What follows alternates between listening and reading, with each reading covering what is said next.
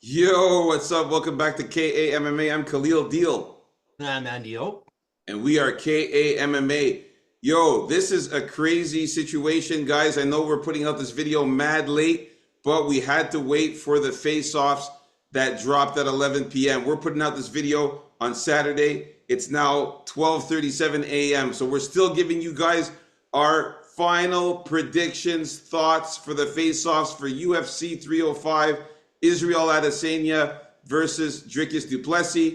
We never miss a show here. You know what I mean? We're fucking grinding out here. So we're gonna start it off with the prelims. The first fight on the prelims is Nickel against Aguilar.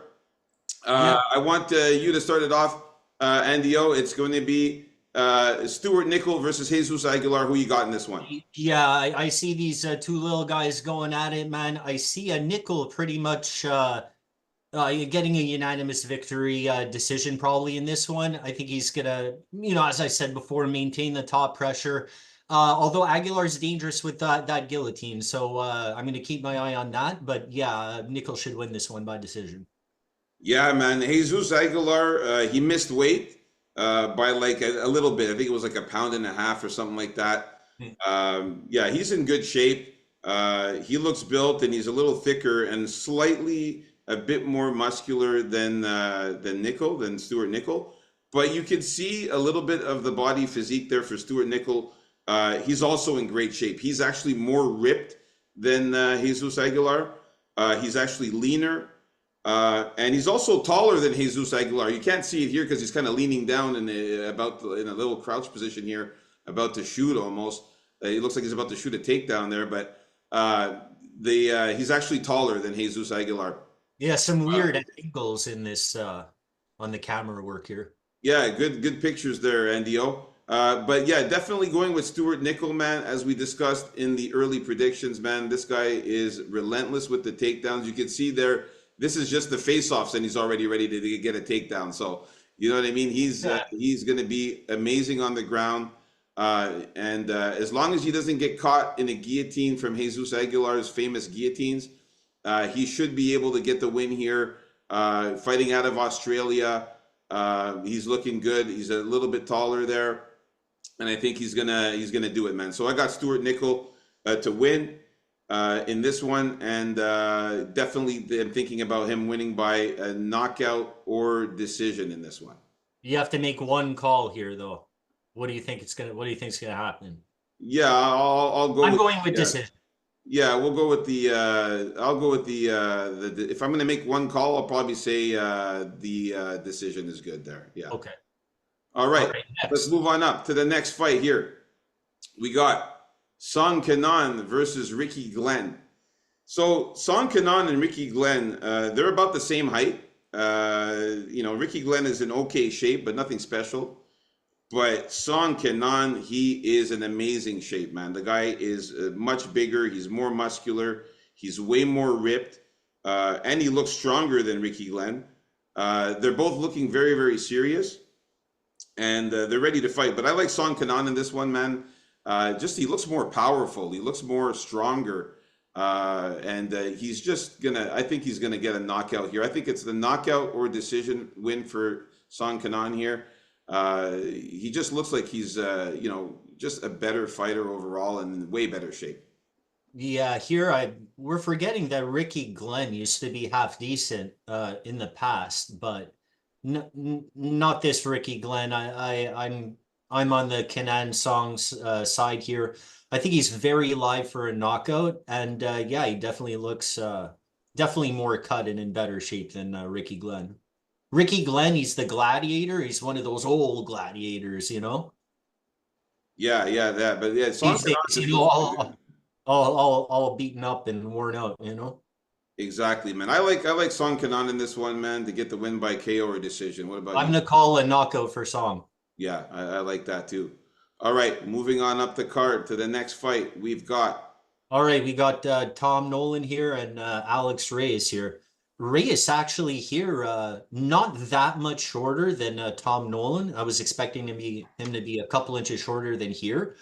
Yeah, both in pretty good shape. Don't really have much to say about it, except Alex Reyes kind of like looked like he kind of abruptly left the pose and kind of put his hand up in the air. It looked to me like he was celebrated winning the face-off almost. So, hey, maybe it's things to come. Yeah, Yeah, winning the I got face-off. Tom Nolan winning in the first round. All right. Well, I gotta say that Alex Reyes definitely looked pumped. Yeah. He looked very, very pumped in this face-off. He was screaming at the podium. He was jumping up and down as he was waiting for Tom Nolan to come in. Now, Alex Reyes is in good shape, though, man. He's definitely in good shape. He's a tad bit more muscular than Tom Nolan, but Tom Nolan's more ripped, and obviously he's way taller than Alexis Reyes and then Alex Reyes. So you can see here, Not that much though. not by that much, but he's a lot taller. Like you can see it here in the photo there that he's Oh, much taller here. let's not forget one thing about Tom Nolan here. He loves to hold his chin with his chin, right? So we got to watch out for that, man. You don't want that chin dangling out there, even against Reyes here. One shot can put him out. I know that Alex Reyes, the guy is a finisher. All of his wins have been by finish. But Tom Nolan looks good in this one, man. Definitely going for Tom Nolan to get the win.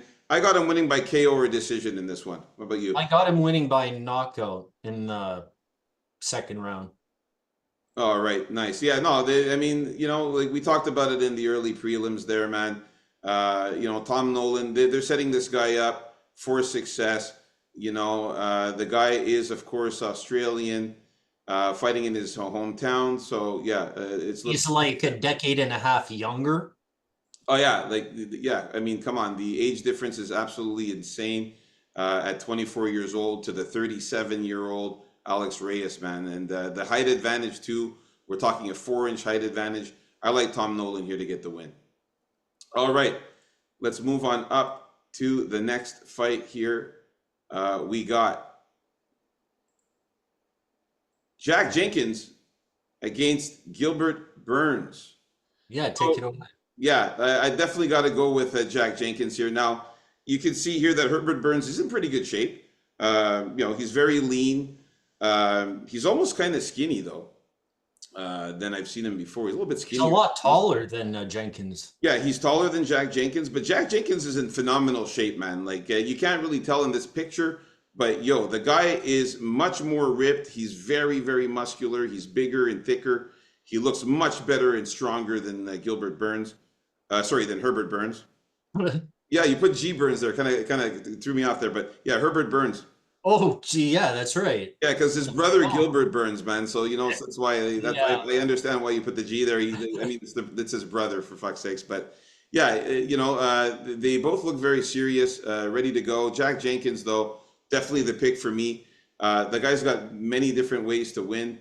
I think he's going to win by knockout, though, because Gilbert Burns has been knocked out recently. In his last few fights, he got knocked out. The Oh, knockout was to Julio Arce. He got knocked out by Bill Algeo and got knocked out by Daniel Pineda. So, you 3 fights in a row. you didn't mention his 6 inch long reach advantage. That is true. Yeah, exactly. That's another thing that Herbert Burns has. He's got the Plus, 6-inch reach advantage. you'd think, 5 inch. with a guy with one knockout, and we see his striking, his pitiful striking. You'd think, if anything, that reach advantage has got to help him with a couple of sub attempts here and there, throughout his career. Yeah, look, the pick is Jenkins here for me. I think he actually wins this one by finish, sub or decision, because I don't see Herbert Burns lasting in fighting shape into the third round, let alone all the way to decision. Uh, so I'm picking him to get the finish, and you got to watch out for Gilbert Burns and the subs, though, man, especially early on. That's what I have to Yeah, say. he's a submission guy. He's got a lot of submissions.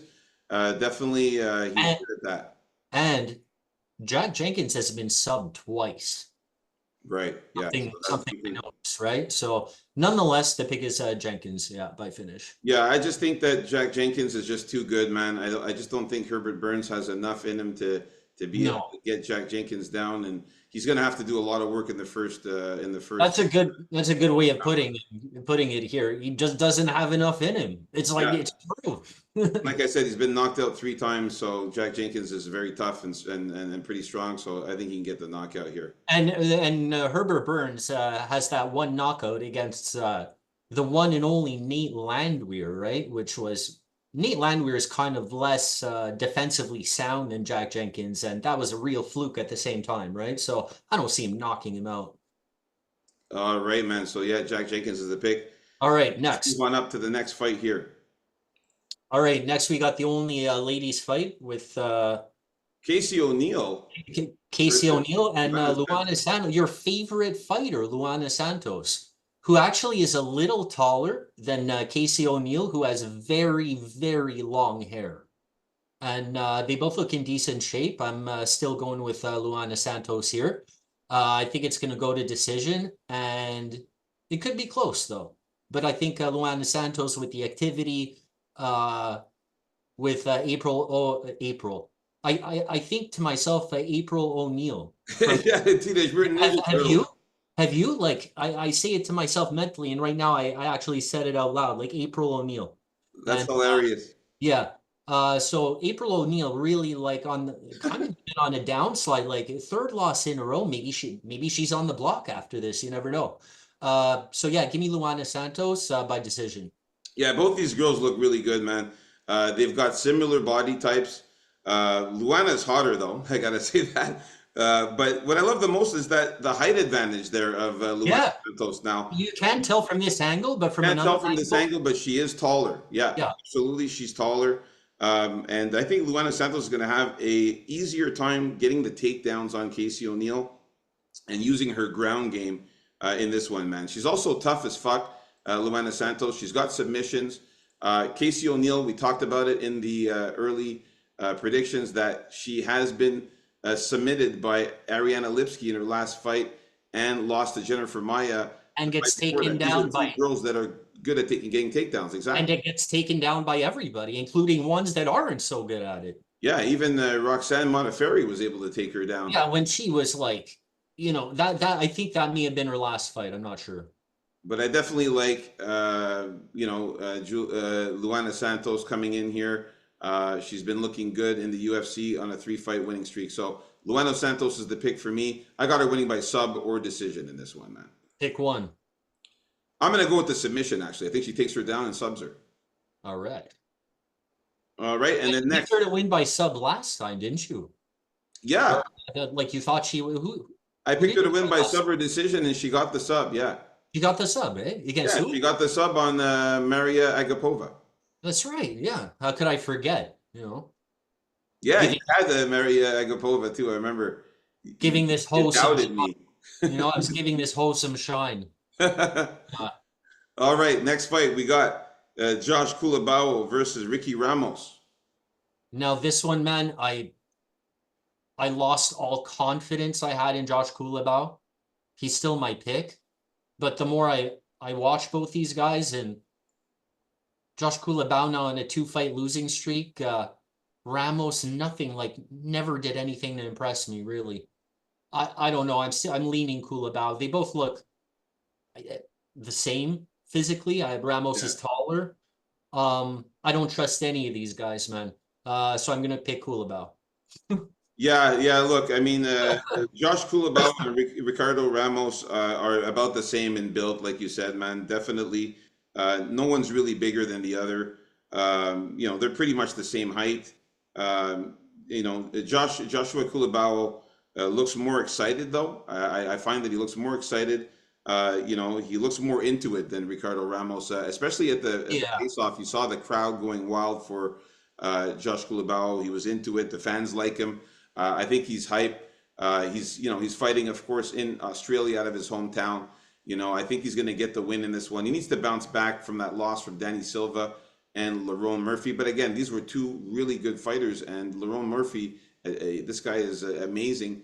Danny Silva, very, very good. and it was a split decision. So I feel like he's got a good shot at getting the win here. He did beat Melsik Bagdasaryan.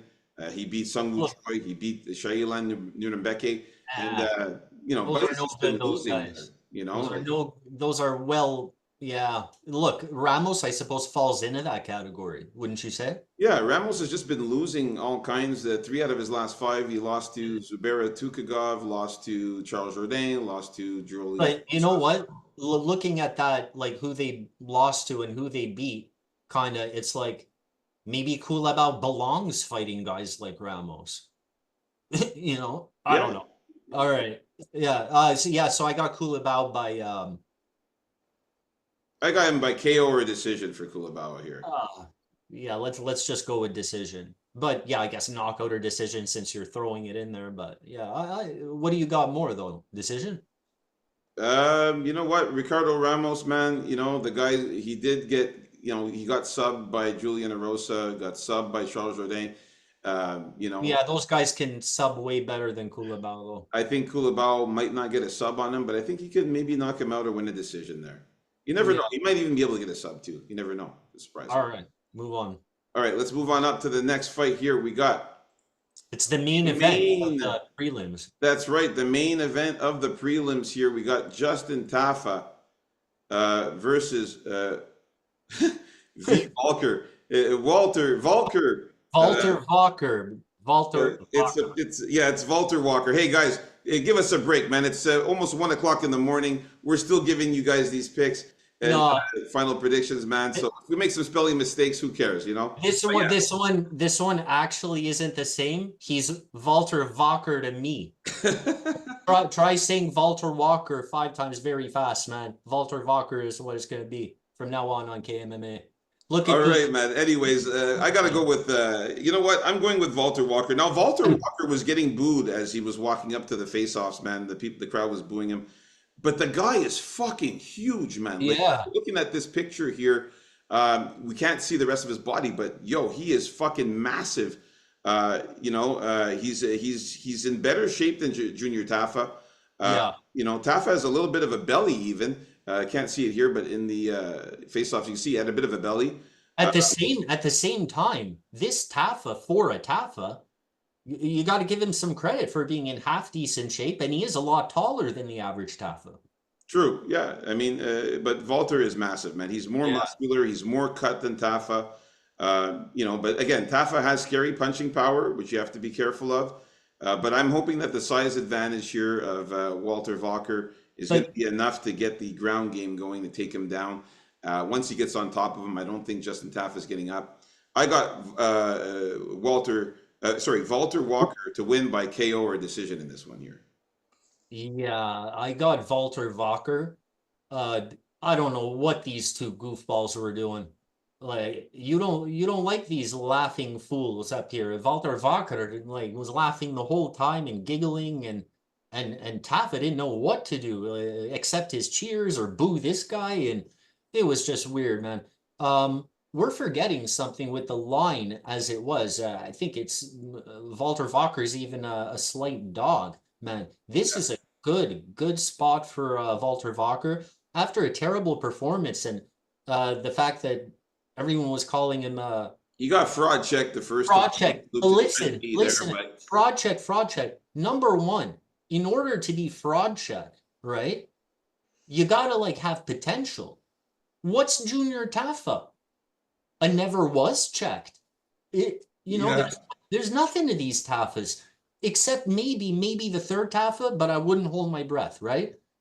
Walter Walker is gonna take this guy down. He's gonna kick his legs out from under him before he does. He's gonna crush him down. That's what Walker's gonna do, and he's gonna look like a heavy favorite in this fight. That's what I think is gonna happen. I don't think much of this Tafa. Definitely think he wins by knockout or decision for sure. I don't think he subs Tafa, but he'll get I think he'll get a knockout with the ground and pound. I don't think much of any of these Tafas. Move on. All right, so that is it. Sorry. That is it, folks. Hey, check this out. We got a nice little picture here. Hey, you don't have to that's pretty cry. cool. Steve Ursig is he liked and subscribed to KMMA. Nice. You don't have to cry like this guy.